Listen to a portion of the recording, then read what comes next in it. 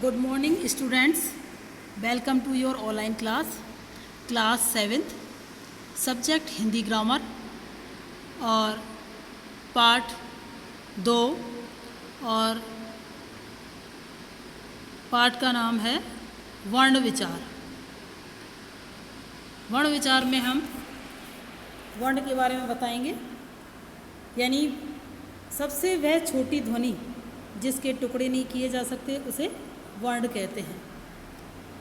और इसमें ध्वनि का सामान्य अर्थ आवाज़ होता है और हम अपने चारों ओर अनेक प्रकार की ध्वनियाँ सुनते हैं। पंखा चलाने की ध्वनि, रिक्शे की घंटी की ध्वनि, कुत्ते के भौंकने की ध्वनि और बाज़ारों और गलियों मोहल्लों में भांति भांति की ध्वनियाँ, इन समस्त ध्वनियों का कोई अर्थ नहीं होता है। मनुष्य के बोलने और उसके बातचीत करने, उसके गली मोहल्ले में भांति भांति की ध्वनियाँ और इन समस्त ध्वनियों का कोई अर्थ नहीं होता। मनुष्य के बोलने बातचीत करने पर जो ध्वनि निकलती है उनके निश्चित अर्थ होते हैं। व्याकरण में ध्वनि का अर्थ सामान्य अर्थ से भिन्न होता है। व्याकरण में ध्वनि का अर्थ है वर्ण, यानी जो ध्वनि होती है उसको क्या कहते हैं हम? वर्ण। जो आवाज़ निकलती है उसको। और मुंबई में गणेश उत्सव धूमधाम से मनाया जाता है और इस वाक्य में अनेक शब्द हैं। प्रत्येक शब्द वर्णों से बना है। जैसे गणेश, इस शब्द में कई ध्वनियाँ हैं। ये है जैसे ग प्लस अ प्लस ण प्लस ए प्लस श प्लस अ, यानी गणेश उत्सव। इस शब्द में भी कई ध्वनियाँ हैं। ये हैं इस तरह से ओ, उ, त, स प्लस अ, व प्लस अ। ये सबसे छोटी ध्वनियाँ हैं और इनको और तोड़ा नहीं जा सकता। अतः ये वर्ण हैं और वह सबसे छोटी ध्वनि जिसके और टुकड़े नहीं किए जा सकते उसे वर्ण कहलाती है। और वर्ण के व्यवस्थित समूह को वर्णमाला कहते हैं। जिस तरह से मानक वर्णमाला ये है, जैसे स्वर आ, ए, आ, ई, उ, री, ए, आई, ओ, औ। ये हमारे स्वर हैं और इनको हम मात्रा के रूप में लिखते हैं, लगाते हैं। और मानक हिंदी वर्णमाला जैसे केंद्रीय हिंदी निदेशालय, भारत सरकार और राष्ट्रीय शैक्षिक संस्थान और प्रशिक्षण परिषद द्वारा मानक हिंदी वर्णमाला का निर्धारित रूप इस प्रकार है। यानी इस तरह से वर्णमाला बनाई गई है। पहले स्वर आ, ई, उ, री, ए, आई, ओ, औ। व्यंजन और औ, अंग, ए। स्वर इस प्रकार हो गए और व्यंजन है क, ख, ग, घ, ण, च, छ, ज, झ, न, ट, ढ, ण, त, थ, द, ध, न, प, फ, ब, भ, म, य, र, ल, व, श, श, ह, श, र, ग। अब आगत ध्वनियाँ हैं आ, ज, फ। ऊपर दिए गए सभी व्यंजन अकारांत लिखे हुए हैं, क्योंकि व्यंजन वर्णों के उच्चारण में स्वर की सहायता ली जाती है और स्वर रहित व्यंजन लिखने के लिए उसके नीचे हल यानी हल लगा दिया जाता है, जैसे क, ख, ग आदि। वर्ण के भेद 3 प्रकार होते हैं। 3 प्रकार के भेद हैं। पहला है स्वर, दूसरा व्यंजन और तीसरा आयोगवाह। पहला स्वर की परिभाषा इस प्रकार है कि जिन वर्णों का उ यानी जिन वर्णों का उच्चारण करते समय हवा मुंह में बिना रुके बाहर आती है। यानी वर्ण का उच्चारण जब करते हैं तो जो मुंह से जो हवा निकलती है वो बिना रुके बाहर आती है, उन्हें स्वर कहते हैं। और स्वर स्वतंत्र ध्वनियाँ हैं। स्वर है अ आ, इ ई, उ ऊ, रे, ए, ऐ, ओ, औ। स्वर इस प्रकार हैं और स्वर की उनकी मात्रा हैं। स्वर के निश्चित चिन्हों को मात्रा कहते हैं, यानी जो उसके जो चिन्ह हैं वो उनकी मात्राएं हैं। और व्यंजनों का उच्चारण स्वरों के बिना नहीं होता है और व्यंजनों के साथ स्वरों की मात्रा का प्रयोग किया जाता है। और स्वर और उनकी मात्राएं जैसे चिन्ह निम्नलिखित हैं की मात्राएं और ये चिन्ह दिए गए हैं नीचे इसमें। आगे स्वर के भेद। और स्वर के 3 प्रकार के हैं भेद: ह्रस्व स्वर, दीर्घ स्वर और लुप्त स्वर। ह्रस्व स्वर में जिन स्वरों का उच्चारण करते समय सबसे कम समय लगता है, यानी कोई भी शब्द है और उसका उच्चारण जब हम करते हैं तो उसमें बोलने में उसमें समय कम लगना चाहिए, उसे हम ह्रस्व स्वर कहते हैं। जैसे ह्रस्व स्वर में 4 वर्ण हैं: अ, ई, उ, रे, यानी इनको बोलने में समय कम लगता है। दीर्घ स्वर यानी जिन स्वरों में उच्चारण करते समय ह्रस्व स्वर से लगभग 2 गुना समय लगता है, यानी ह्रस्व स्वर से 2 गुना समय ज़्यादा लगे, उसको दीर्घ स्वर कहते हैं। दीर्घ स्वर 7 हैं: आ, ई, उ, ए, ऐ, ओ, औ। इस प्रकार हैं ये। गै लुप्त स्वर यानी जिन स्वरों का उच्चारण करते समय ह्रस्व स्वर से लगभग 3 गुना ज़्यादा समय लगता है, यानी ह्रस्व स्वर से 3 गुना, यानी उससे भी ज़्यादा जो समय लगता है उसे लुप्त स्वर कहते हैं। जैसे लुप्त स्वरों का उच्चारण मंत्र पढ़ने और पुकारने आदि के लिए किया जाता है, यानी जिस तरह से मंत्र वगैरह बोले जाते हैं उनके लिए ये किया जाता है। और जिस प्रकार का उच्चारण लुप्त के रूप में किया जाता है और उसके आगे हिंदी की गिनती का अंक 3 लिखा जाता है, यानी जो हिंदी की गिनती है उसका 3 इस तरह से लिखा जाता है उसके पीछे बीच में। और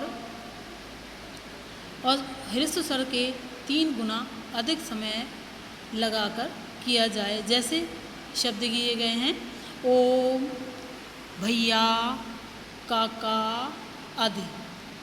दूसरा है व्यंजन। जिन वर्णों का उच्चारण करते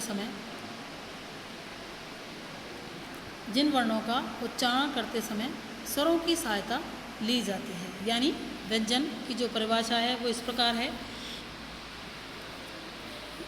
कि स्वरों की सहायता ली जाती है, यानी उसका वर्णों का उच्चारण करते समय स्वरों की सहायता ली जाती है और कंठ हवा जो होती है वो कंठ से निकल करके मुंह में रुककर बाहर आए, उन्हें व्यंजन कहते हैं। व्यंजन के भेद 3 प्रकार के हैं और पहला है स्पर्श व्यंजन और दूसरा है अंतस्थ व्यंजन और तीसरा है ऊष्म व्यंजन।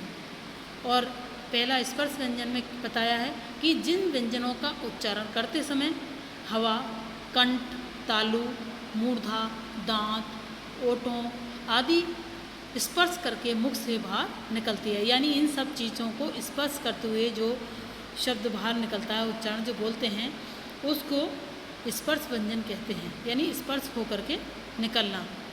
जिस तरह से स्पर्श व्यंजन कौन कौन से हैं, जिस तरह कवर्ग में कै, खे, गे, घे, ण, और चवर्ग में चे, छे, जे, झेण, और टवर्ग में टे, ठे, डे, ढेण, और तवर्ग में ते, थे, धे, धेने, पवर्ग में पे, फे, बे, भे, में।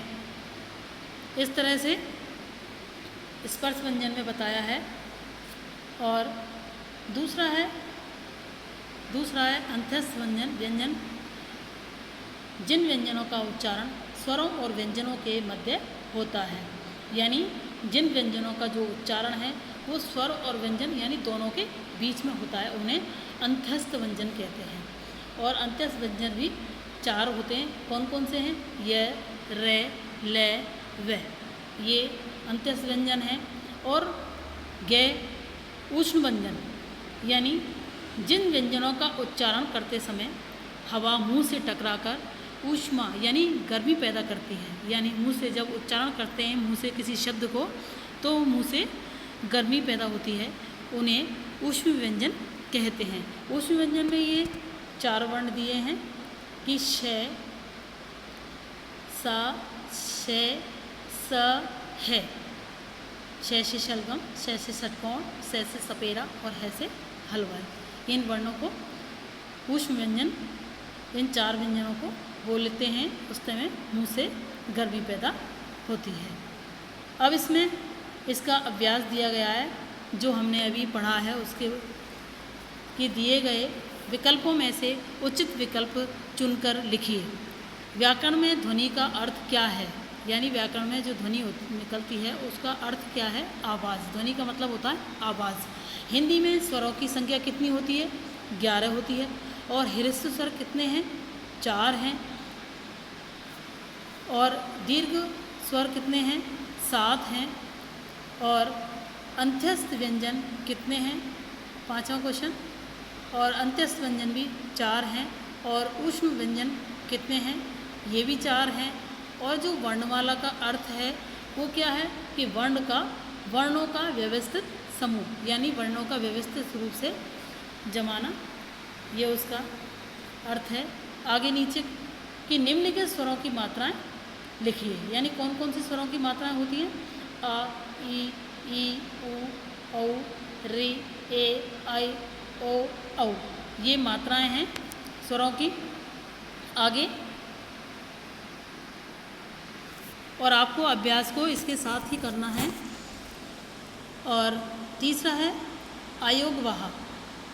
अयोगवाह ऐसे वर्ण हैं जो ना तो स्वर और ना व्यंजन ही होते हैं, यानी अयोगवाह जो होते हैं वो ना तो स्वर होते हैं और ना ही वो व्यंजन होते हैं। अयोगवाह का अर्थ है कि एक के योग से जो अर्थ वहन करे, अर्थात किसी स्वर के योग से जो सार्थक शब्द बनते हैं, यानी जिसके योग से यानी उसकी बहन से जो सार्थक शब्द बनते हैं उन्हें अयोगवाह कहते हैं। जैसे तो इनका पृथक प्रयोग कोई अर्थ नहीं रखता, किंतु स्वरों अथवा स्वर युक्त व्यंजनों के साथ मिलकर इनकी सार्थकता सिद्ध करता है। यानी इनके जो स्वर हैं उनकी स्वर को युक्त व्यंजनों के साथ में, यानी उनके साथ में मिला करके उनकी जो सार्थकता है उसको सिद्ध करता है, यानी उनकी जो मात्रा लग जाती है उसकी सार्थकता सिद्ध हो जाती है। अयोगवाह स्वर और व्यंजन के साथ लगते हैं। अयोगवाह 2 प्रकार के होते हैं, अनुस्वार और विसर्ग। जिस तरह से पहला है अनुस्वार, यानी जो चंद्रबिंदु लगता है, चंद्रबिंदु नहीं यानी जो बिंदी लगती है। अनुस्वार का चिन्ह बिंदु होता है, यानी ऊपर जो बिंदी लगाई जाती है वो अनुस्वार होती है। और इसका प्रयोग स्वरों और व्यंजनों के ऊपर बिंदु के रूप में किया जाता है, यानी जो अनुस्वार है उसका बिंदी के रूप में स्वरों और व्यंजनों के ऊपर किया जाता है। और जैसे हंस, अंश, कंस आदि जैसे इसके उदाहरण हैं। और अनुस्वार का उच्चारण नाक से किया जाता है। ख, विसर्ग का चिन्ह है बिंदी डॉट लगाना दोनों शब्द के पीछे की तरफ, ये है चिन्ह इसका। और इसका प्रयोग वर्ण के आगे 2 बिंदुओं के रूप में होता है, यानी 2 बिंदु लगाई जाती हैं वर्ण के पीछे और वो विसर्ग होता है। जैसे प्रातः, नमः, अंतःकरण आदि विसर्ग का उच्चारण है, ये समान होता है। अनुनासिक का जो चिन्ह है वो है चंद्रबिंदु, यानी चांद बना के ऊपर बिंदी है और इसे चंद्रबिंदु भी कहते हैं, यानी इसे चंद्रबिंदु कहते हैं अनुनासिक को। और इसका प्रयोग स्वरों और व्यंजनों के ऊपर किया जाता है, जैसे आँख, गाँव, टांग, सांप आदि। अनुनासिक का उच्चारण नाक और मुंह से किया जाता है, यानी नाक और मुंह दोनों से किया जाता है अनुनासिक का प्रयोग। उच्चारण मतलब बोलने पर जो शब्द बोलते हैं। और अनुनासिक का अर्थ है कि नाक के पीछे से आने वाली ध्वनि, यानी अनुनासिक का जो अर्थ है वो नाक के पीछे से आने वाली जो ध्वनि होती है उसको कहते हैं। जैसे माँ। हल का चिन्ह है कि स्वर रहित व्यंजनों के नीचे हल यानी जो नीचे चिन्ह लगता है उसको हल का चिन्ह लगता है, जैसे क, ख, ग, घ आदि। यानी वो शब्द नीचे लगने के बाद में इसका अर्थ होता है कि वह व्यंजन स्वर रहित है। यानी ये लगने के बाद में जो व्यंजन है वो स्वर रहित है। और अनुस्वार और अनुनासिक में अंतर किस तरह है, इस प्रकार है, हम बताते हैं कि अनुनासिक अनुस्वार और अनुनासिक के उच्चारण में भिन्नता है, यानी दोनों के उसमें भिन्नता है उच्चारण में, उनके बोलने में। और अनुस्वार के उच्चारण के रूप में वायु नाक से निकलती है, और जबकि अनुनासिक के उच्चारण के समय वायु नाक और मुंह दोनों से निकलती है। यानी अनुस्वार का जब उच्चारण करते हैं शब्द का तो नाक से निकलती है आवाज़, यानी वायु जो हवा है, और अनुनासिक के जो उच्चारण जब करते हैं उस समय वायु नाक और मुंह दोनों से निकलती है, जैसे हंस और हंसना। और हंस, अंश, कंस आदि का उच्चारण करते समय वायु नाक से निकल रही है, जबकि आँख, पाँव, हंसना आदि का उच्चारण करते समय वायु नाक, मुख दोनों से निकल रही है। इस तरह से दोनों का अलग अलग बताया है। यानी अनुस्वार को नाक से निकलती है उसकी वायु, और जब अनुनासिक का उच्चारण करते हैं तब वायु नाक और मुंह दोनों से निकलती है। आगत ध्वनियाँ हैं कि हिंदी भाषा में अनेक विदेशी शब्दों का उनके मूल रूप में प्रयोग होता है, जैसे डॉक्टर, वॉल, सजा, ज़रूर आदि। उर्दू, अरबी, फारसी, तुर्की, जापानी आदि भाषाओं में आगे इसमें की से अपनाए गए शब्दों का जो उच्चारण है उनके मूल उच्चारण जैसे बनाए रखने के लिए हिंदी में कुछ ध्वनियाँ विकसित की गई हैं, जैसे आ, ज, फ, और ये ध्वनियाँ आगत ध्वनियाँ कहलाती हैं। कौन सी ध्वनियाँ? आगत ध्वनियाँ कहलाती हैं, और इनमें आगत स्वर है और ज तथा फ आगत व्यंजन है, यानी ये व्यंजन है और वो स्वर है। अ ध्वनि का प्रयोग अंग्रेजी शब्दों के ठीक उच्चारण के लिए किया जाता है, यानी आ ध्वनि का जो प्रयोग है वो अंग्रेजी शब्दों के ठीक उच्चारण के लिए किया जाता है, और इसके लिए चिन्ह निश्चित किया जाता है कि इस चिन्ह के बिना शब्दों के प्रयोग से उनका अर्थ स्पष्ट नहीं हो पाता है। यानी इन चिन्हों के बिना उन शब्द का अर्थ स्पष्ट नहीं होता है, जैसे बाल, बॉल, हाल, हॉल, इस तरह से बोला जाता है। और इन शब्दों में जो ये चिन्ह है का चिन्ह लगाने से शब्दों में अर्थ अलग अलग हो जाते हैं, यानी इन चिन्ह को लगाने से इनका अर्थ भी अलग अलग हो जाता है। जिस तरह से बाल तो अपने बाल हो गए, बॉल गेंद हो गई, हाल मतलब अपने हालचाल हो गए, हॉल मतलब कमरा हो गया बड़ा। इस तरह से इसका अर्थ निकलता है, अलग अलग हो जाता है। और बाल का अर्थ केस है, जबकि बॉल का अर्थ गेंद है। इसी प्रकार हॉल का अर्थ दशा या अवस्था है, और जबकि हॉल का अर्थ है कमरा। और नुक्ता सामान्यतः ज फ ध्वनियों का प्रयोग अरबी, फारसी और तुर्की शब्दों में होता है। वैसे तो हिंदी भाषा लोग इन आगत व्यंजनों का उच्चारण सामान्य हिंदी के ज फ व्यंजनों के समान करते हैं, किंतु इस प्रकार का उच्चारण अटपटा प्रतीत होता है, यानी अटपटा प्रतीत होता है, और भाषागत मधुरता समाप्त हो जाती है। अतः कहीं कहीं एक समान हिंदी जैसे और विदेशों शब्दों में अर्थ का अंतर स्पष्ट करने के लिए इन वर्णों के नीचे एक बिंदी लगाई जाती है, यानी ज फ के नीचे लगी जो बिंदी है वो नुक्ता कहलाती है, यानी नुक्ता कहलाती है। उसमें जो नीचे बिंदी लगाई जाती है उसको नुक्ता कहते हैं, और इसी नुक्ता के कारण शब्दों के अर्थ स्पष्ट हो जाते हैं, जैसे राज यानी राज्य, और जब बिंदी उसमें नीचे लग जाती है तो वो राज, रहस्य, जरा यानी बुढ़ापा, और जरा यानी थोड़ा, फन सांप का, और फन यानी हुनर, सजा यानी सजावट, और सज्जा यानी दंड। इस तरह से इसको बताया है इसमें। और रे के रूप, हिंदी वर्णमाला में रे का एक ऐसा वर्ण है जिसका अन्य व्यंजन के साथ संयोग होने पर उसका रूप भिन्न हो जाता है। के स्वर रहित रे यानी रे जब किसी अन्य व्यंजन के साथ संयुक्त होता है तो वह उस व्यंजन के ऊपर रैफ के रूप में लिखा जाता है।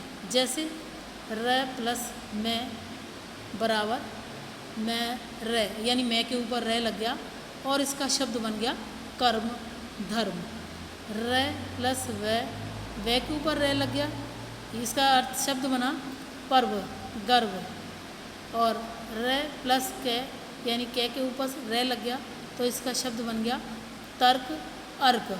और रे प्लस पे बराबर पे के ऊपर रे लग गया तो सर्प, और सर्प हणमा यानी सर्प हणखा सुफणखा, जिस तरह के अपन को बोलते हैं।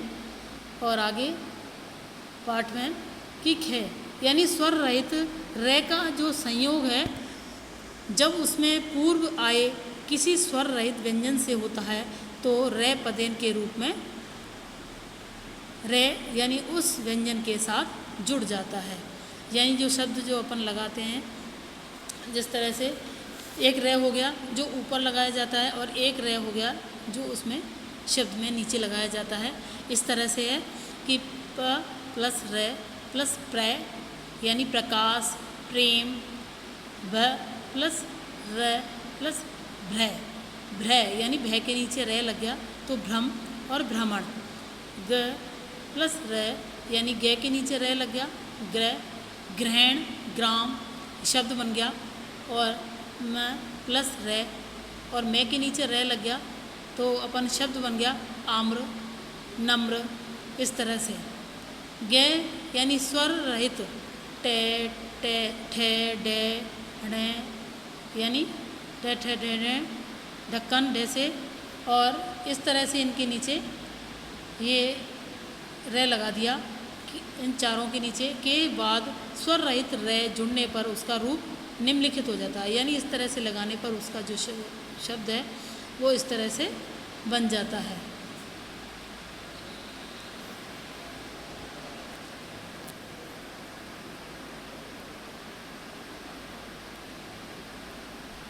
जिस तरह से श्रेणी, स्थान और वर्ण, यानी कंठ है तो कंठ मतलब गला और जीभ के नीचे का जो भाग होता है उसको, और वर्ण अ आ क ख ग घ ण है एवं विसर्ग।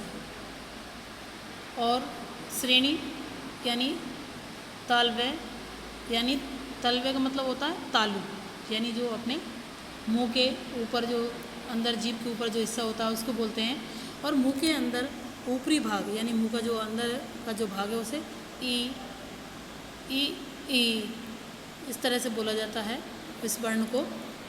और तालव्य यानी तालु और जीभ, यानी तालु और दोनों जो जीभ हैं उन दोनों करके मिला करके इस तरह से इन वर्ण को बताया बोला जाता है।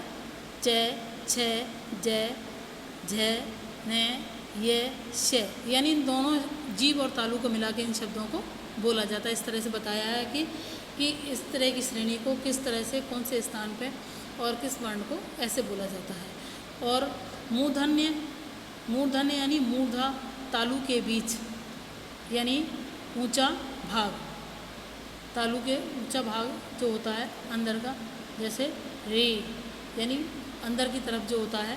और मूर्धन्य यानी मूर्धा और जीभ, यानी मूर्धा और दोनों जीभ को मिला करके बोले जाते हैं ये वर्ण कि ट ठ ड ढ ण ड ड र श। इस तरह से इन वर्णों को बोला जाता है। दंत यानी दांत और जीभ यानी दांत और जीभ दोनों को मिला के ये शब्द बोलते हैं त थ द ध न ल से ज। और ओष्ठ यानी ये दोनों ओठ यानी होठों से बोले जाते हैं ऊ होठों को इस तरह से हिलाया जाता है इनके लिए।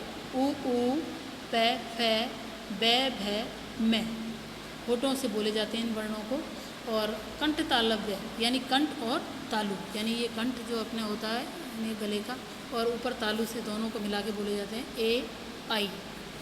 और कंठोष्ठ यानी कंठ और ओठ, यानी कंठ और होठ से बोले जाते हैं ओ, औ।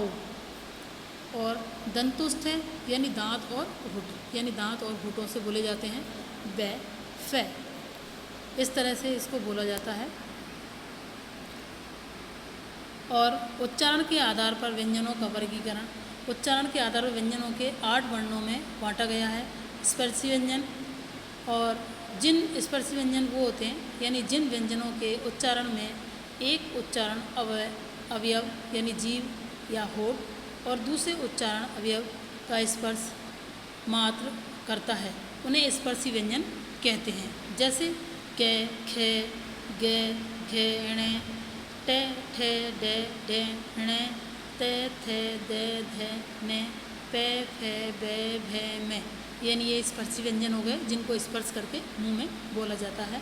और संघर्षी व्यंजन, जिन व्यंजनों का उच्चारण करते समय वायु जो 2 उच्चारण स्थानों के बीच में संघर्ष करती है यानी रगड़ कर खाकर निकलती है, उन्हें संघर्षी कहते हैं। यानी मेहनत करके, यानी शे, किसी चीज़ को जोर लगा के बोलना, शे, से, है, खे, फे, जय आदि। स्पर्शी व्यंजन, स्पर्शी संघर्ष व्यंजन यानी जिस व्यंजनों का उच्चारण करते समय उच्चारण अवयव एक दूसरे का स्पर्श करके तुरंत अलग नहीं करते, अलग होने पर उनमें संघर्ष होता है, उसे स्पर्शी संघर्षी व्यंजन कहते हैं। जैसे चे, छे, जे, झे, उनके उच्चारण के समय जीभ के अगले समय भाग का तालु के साथ स्पर्श संघर्ष होता है। चौथा है नासिक के व्यंजन, जिन व्यंजनों का उच्चारण करते समय वायु मूर्धा और नाक से निकलती है उन्हें नासिक व्यंजन कहते हैं। जैसे डे, अणे, अणे, ने, में। पार्श्विक व्यंजन यानी जिन व्यंजनों का उच्चारण करते समय वायु 2 उच्चारण स्थानों को बगल से निकल जाती है और उसे पार्श्विक व्यंजन कहते हैं। लय का उच्चारण करते समय वायु जीभ और तालु का स्पर्श करके इनके पास से निकल जाती है और केवल लय की पार्श्विक व्यंजन है। इसके जो ऊपर का है वो थोड़ा सा भाग रह गया अपना, इधर ये अपने स्वर का जो ले रहे थे अपन, इसमें ये स्वर के जो बताए हैं, इसमें टे, रे यानी ट्रेन, ट्रक हो गया, और डे, रे यानी ड्रामा हो गया, और रे का जो इसमें जो रूप बताया है वो नीचे की तरफ है जो पदेन कहलाता है। इसे अतिरिक्त रे यानी 3 तरह के रे हैं इसमें, एक रे जो ऊपर लगाया जाता है, एक रे जो नीचे लगाया जाता है, और एक रे जो नीचे तिकोना बना के लगाया जाता है, पदेन कहलाता है, यानी इसको पदेन रूप बोलते हैं। और इसके अतिरिक्त तय के साथ रे का संयोग होने पर, त्रय और शय के साथ रे का संयोग होते पर श्रेय रूप परंपरागत मान्य है। यानी उच्चारण के आधार पर वर्णों का वर्गीकरण, और वर्णों का उच्चारण मुंह के अंदर अलग अलग स्थानों में होता है, और मुंह के अंदर से मुख्य भाग है कंठ और तालु, मूर्धा, दांत, होठ और जीभ, नाक और वस्त्र, दंतमूल। यानी इसमें बताया है कि जो ये वर्ण हैं वो जीभ के द्वारा बताए गए, जो मैंने अभी ये समझाया आपको कि किस तरह से कंठ से बोला जाता है, किस तरह से तालु को मुंह बुला के बोला जाता है, और तालु और जीभ से कौन से शब्द बोले जाते हैं, और मूर्धा यानी जो तालु के बीच के जो ऊंच का भाग है उससे किस तरह से बोला जाता है शब्दों को, और मूर्धा यानी मुंह और जीभ दोनों से मिलाकर के जो बोले जाते हैं, और दांत और जीभ से और दोनों होठों से किस तरह से मिला के बोले जाता है इन वर्णों को, और कंठ और तालु से, और कंठ और ओठ से, और दांत और ओठ से। और ये जो उच्चारण के आधार पर जो व्यंजनों का जो वर्गीकरण किया है वो इस प्रकार किया गया है: स्पर्शी व्यंजन, संघर्षी व्यंजन और स्पर्श संघर्ष व्यंजन, और चौथा नासिक व्यंजन और पार्श्विक व्यंजन। इन 5 व्यंजनों के बारे में मैंने अभी इसमें बता दिया है। और अब आगे अपन पढ़ते हैं कि जो छठा है वो है प्रकंपी व्यंजन, यानी जिस व्यंजन जिस व्यंजन में जिस व्यंजन का उच्चारण करते समय उच्चारण स्थान कांपता है और उसे प्रकंपी व्यंजन कहते हैं। और रे का उच्चारण करते समय जीभ की जो नोक होती है वो मसूड़े के नज़दीक आकर कांपती है। यानी इन शब्दों को इस तरह से बताया है व्याकरण के अंदर कि किस तरह से जो हम वर्णों को बोलते हैं, स्वर और व्यंजनों को जो बोलते हैं, हम किस तरह से जीभ का और किस तरह से मुंह में इन शब्दों को बोला और बताया जाता है। प्रकंपी व्यंजन है, इसमें बताया है कि इसके समय उच्चारण करते समय यानी स्थान कांपता है, यानी जब इस शब्द को बोला जाता है। और इसको नोक यानी जीभ और मसूड़े की जो नोक होती है उसके नज़दीक लाकर आकर ही कांपती है। और सातवां है कि उच्छिष्ट व्यंजन, और जिन व्यंजनों का उच्चारण करते समय जीभ ऊपर उठकर मूर्धा को स्पर्श करती हुई तुरंत नीचे गिरती है, यानी ऊपर मूर्धा उसको मुंह को स्पर्श करती है और फिर नीचे हो जाती है, उन्हें उच्छिष्ट व्यंजन कहते हैं। डे और डे उच्छिष्ट व्यंजन है, और उच्छिष्ट शब्द का अर्थ है उठाकर फेंका हुआ होता है, यानी उठा करके उस शब्द को जैसे फेंका हो इस तरह से बोला जाता है डे।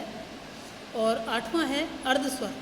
अर्धस्वर यानी जो व्यंजन जिन व्यंजनों का जो उच्चारण है करते समय उच्चारण अवश्य वायु को रोकने के लिए ऊपर उठता है और परंतु वायु उनका स्पर्श नहीं कर पाती है। ऐसे जैसे व्यंजन अर्धस्वर यानी आधे स्वर में बोलता है व्यंजन कहलाता है, और यह वह यानी उनको जो अर्ध बोले जाते हैं अर्धस्वर व्यंजन है। ये जो हैं यह और वह, ये अर्धस्वर हैं। अब इसका अभ्यास है इस प्रकार है कि पहला क्वेश्चन है कि आयोगवाह से आप क्या समझते हैं और ये कितने हैं, और इनको उदाहरण दे करके समझाइए। ये मैंने आपको इसमें आपके जो अभी लेसन में पढ़ाया है उसमें मैंने निशान लगा दिया है, और पेज नंबर 6 पर इसका आंसर है, और आप इसको इसमें से कर लेना बुक में से। अनुनासिक तथा अनुसार में अंतर बताइए। उन दोनों का अंतर भी पेज नंबर 6 पर ही लिखा गया है, मैंने निशान लगाया है। निम्नलिखित शब्दों में से अनुसार यानी अनुनासिक तथा विसर्ग युक्त शब्दों को अलग अलग करके लिखिए। यानी इसमें विसर्ग का मतलब है जो पीछे बिंदी लगी हुई है, और जो अनुस्वार की जो है वो ऊपर बिंदी लगी हुई है, और जो चंद्र बिंदु की है वो अनुनासिक की हो गई। और इस तरह से आपको शब्दों को छांट करके लिख देना है लाइन से। और ये शब्द अपने इसको आप शब्दों को देख करके भी अच्छे से लिख सकते हो, आपको ये समझ में आ जाएंगे ये। और उच्चारण यानी जो चौथा क्वेश्चन है वो है उच्चारण के आधार पर व्यंजन कितने प्रकार के होते हैं और उनके नाम लिखिए। यानी व्यंजनों के जो नाम हैं वो आपको लिखने हैं इसमें। यानी पेज नंबर 7 है जो आपका, और उसमें पेज नंबर 7 पर 8 प्रकार के होते हैं व्यंजन, और उनके नाम आपको लिखने हैं व्यंजनों के। और 5वां क्वेश्चन है स्पर्शी व्यंजन लिखिए। यानी जो पेज नंबर 7 पर से जो आपने जो लिखा हुआ है स्पर्शी व्यंजन के बारे में उसे ही आपको लिखना है।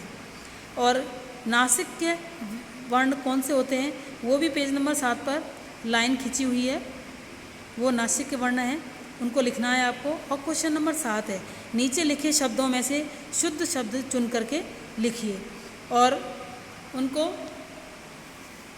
शब्दों को आपको लिखना है कि जैसे नीचे जो शुद्ध शब्द है इसमें कौन सा है वो आपको लिखना है।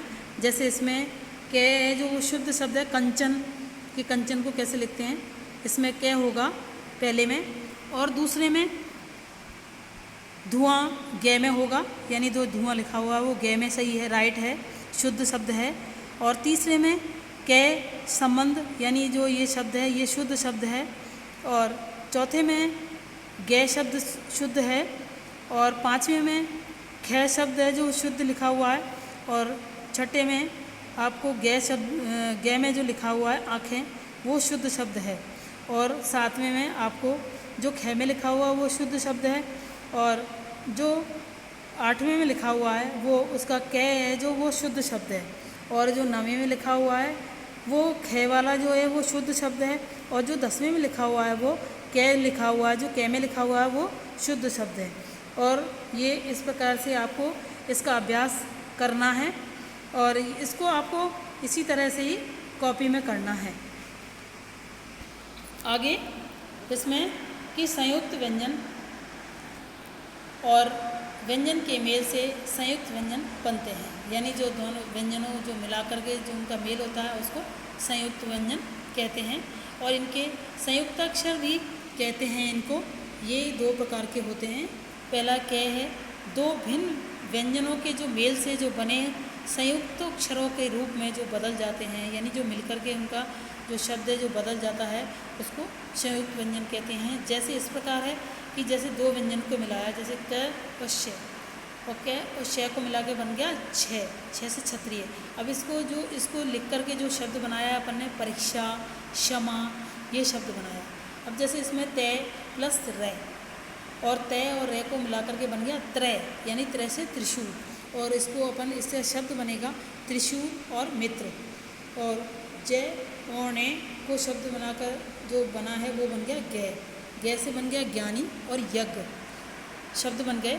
और श और रे यानी इनको बना के बन गया श्रेय, और इसका विश्राम और दूसरा शब्द बन गया श्रमिक। और इधर खे, दो भिन्न व्यंजनों के बने संयुक्त व्यंजन, यानी दो व्यंजनों से जो मिलकर बनते हैं वो संयुक्त व्यंजन होगा। ये भी इस प्रकार हैं कि क प्लस ले, यानी क्ल, यानी आधा कै और ले, क्ले बन गया। तो ये हो गया। जब इसके नीचे जो ये जो निशान लगा हुआ है, इससे ये शब्द आधा हो गया, तो ये हो गया क्लेश। ज प्लस ये, यानी जय हो गया, तो जय से ज्योति शब्द बन गया। और व प्लस रै, यानी ब्रय बन गया, ब्रय से तीव्र, तीव्र शब्द बन गया। और गै प्लस ये, और इससे ज्ञ बन गया, और ज्ञ से बन गया भाग्य शब्द बना। और तय प्लस ये, इससे तय शब्द बना, और इस तय शब्द से तय बन गया संयुक्त व्यंजन, और इससे इसका शब्द बन गया सत्य। और ध्य प्लस ये, और ध्य हो गया, ध्य से शब्द बन गया ध्यान।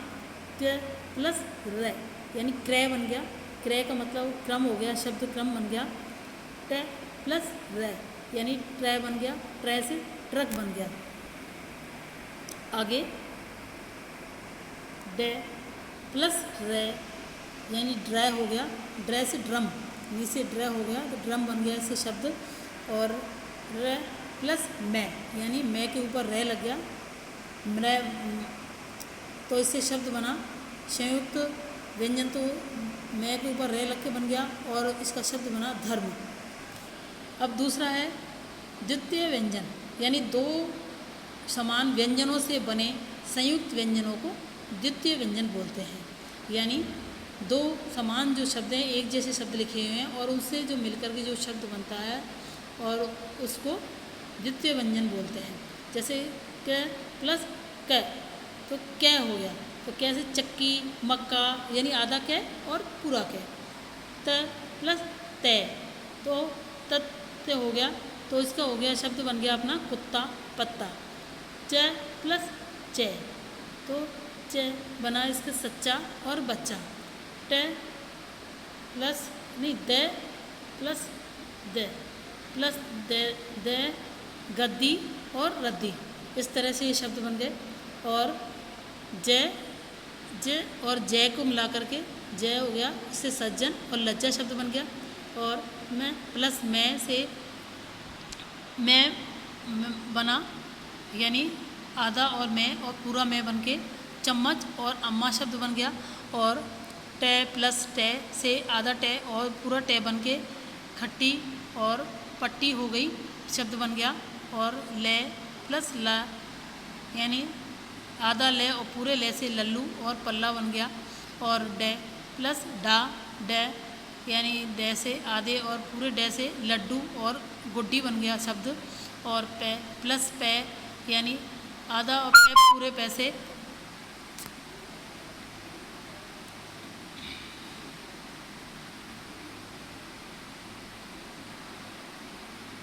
पूरे पैसे इसमें ये बन गया। और से प्लस से यानी आधा से और पूरा से दुस्से है दुस्से है और निसंतान बन गया शब्द। और आधा ने प्लस ने से आधा ने और पूरे ने से अन्न और भिन्न बन गया। और गे प्लस गे से ने यानी आधा गे और पूरा गे से डुग्गी और झुग्गी बन गया। और बे प्लस बे से बन गया आधा बे और पूरे बे से डिब्बा और बब्बू बन गया। अब इसका ये अभ्यास है, इस प्रकार है कि निम्नलिखित संयुक्त व्यंजनों के दो दो शब्द बनाइए। यानी श लिखा हुआ तो क्षत्रिय हो गया, क्षमा हो गया। ये मैंने जो आपको अभ्यास में जो इसके उत्तर जो लिख दिए हैं, इनको आपको इसी प्रकार से कॉपी में करना है। और श्रेय से श्रमिक और विश्राम बन गया। तय से नित्य और सत्य बन गया। और मर्म से गर्म और मर्म से गर्म और नर्म बन गया। और ज्ञ से ज्ञान और अज्ञ बन गया। और ज्ञ से ग्यारह और भाग्य बन गया। त्रय से मित्र और चित्र बन गया। और द्वितीय व्यंजन के 5 उदाहरण दीजिए। यानी जो द्वितीय व्यंजन है उसको उसके जो उदाहरण उसमें लिखे हुए हैं क्वेश्चन में, उसमें से बुक में लिखे हुए हैं, उसमें से आप ये इसके उदाहरण 5 उदाहरण लिख देना, उनके नाम लिख देना। और ये चौथा क्वेश्चन है, निम्नलिखित दिव्य व्यंजनों का प्रयोग करके दो दो शब्द बनाइए। यानी जो ये द्वितीय जो व्यंजन है उनके ये शब्द हैं। आधा के और पूरा कैसे शब्द बन गया चक्की, मक्का। और मम से चम्मच और अम्मा बन गया। और चैस से सच्चा और बच्चा बन गया। और न से अन्न और भिन्न बन गया। इस तरह से ये शब्द बने हुए हैं और आपको इसी तरह से कॉपी में करने हैं। Thank you.